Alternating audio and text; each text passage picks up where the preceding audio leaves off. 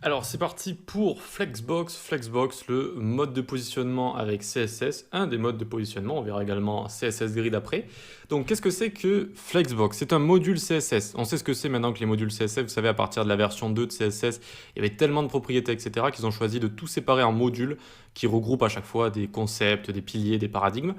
Et donc module module. Et donc Flexbox est un module de positionnement CSS, on dit, c'est-à-dire un ensemble de propriétés liées à une façon de faire pour positionner des éléments. Des éléments. C'est ça Flexbox. Donc il sert à placer des éléments sur un axe principal et un axe secondaire. En anglais on dit main axis et cross axis. Mais moi je préfère vraiment parler d'axe X et Y parce que ben, c'est vraiment ça, c'est vraiment placer des éléments, soit sur X, soit sur Y. Voilà, tout simplement.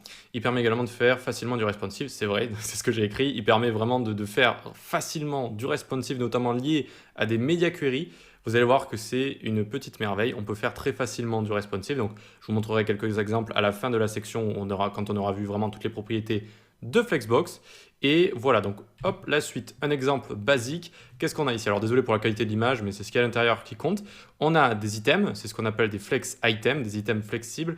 Et c'est entouré d'un container. Ça, c'est vraiment la base de Flexbox. On va avoir un container. Et à l'intérieur de ce container, on pourra placer un petit peu comme on veut sur l'axe X et l'axe Y. C'est-à-dire que ces trois éléments, très facilement, je vais pouvoir les placer au milieu ici, donc l'axe de gauche à droite, l'axe X.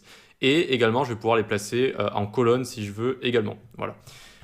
Pour aller un petit peu plus loin ici, mais ne vous inquiétez pas si vous ne comprenez pas tout, de base on va être en rangée, comme ça les éléments vont se mettre les uns à la suite des autres, d'accord? Et donc on va avoir ce main axis, vous voyez, qui va de gauche à droite, c'est l'axe X, et le cross axis, pas facile, c'est l'axe Y ici. Donc ça va vraiment permettre de placer ces éléments très facilement.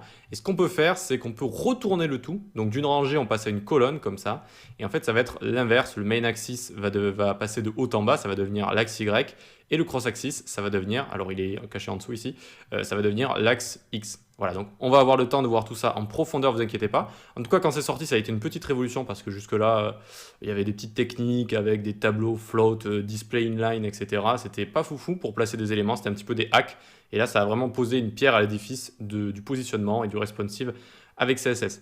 Donc le Flexbox et plus tard, on va voir CSS Grid et quand vous saurez utiliser deux, vraiment, vous n'aurez plus aucun problème pour positionner des éléments en CSS. Et on peut très bien, et on utilise d'ailleurs Flexbox avec CSS Grid. Mais on verra ça en temps et en heure. Allez, on va commencer à découvrir Flexbox dans la prochaine vidéo avec du code.